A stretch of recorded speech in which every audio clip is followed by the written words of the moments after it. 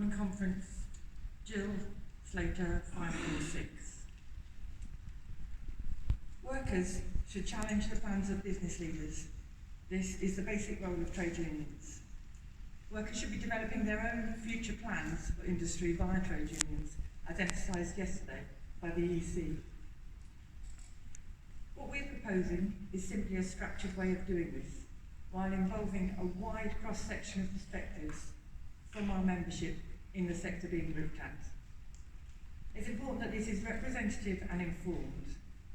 Workers' assemblies will be based on the well-recognised process of citizens' assemblies, but modified for a union context.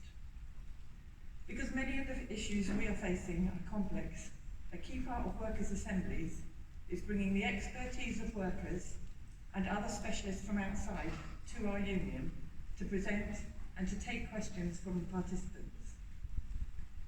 The participants will then take that evidence and deliberate amongst themselves in a facilitated way in order to produce a consensus set of recommendations. Importantly, the recommendations would not bypass existing union structures and elected representatives within branches or combines or conference. What they would do would be feed into these structures to then be accepted or rejected, although there would be an explanation would have to be given if the recommendations which come from the workers were to be ignored. Such a process seems like a way of addressing divisive and challenging issues in a constructive way, which is difficult to address in a few minutes standing at the podium speaking here. It can enhance democracy and help us be at the forefront of change, driving it from the front. This can be applied to any sector that needs to transition to the low carbon economy, or in fact any of the changes faced by our sectors, for example with the development of AI.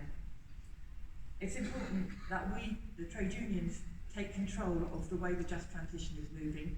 Obviously we're starting to do that. Workers' assemblies will enable us to do that in a really informed way, so that when we present our findings to business leaders, and indeed when we make it clear to government that we're leading on this, we're not sitting by, we're not passive, and we're not waiting for just transition plans to be either presented to us or indeed, as is the current state with the political sphere, not being presented to us.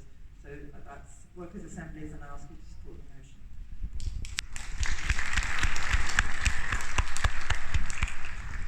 Is that seconded?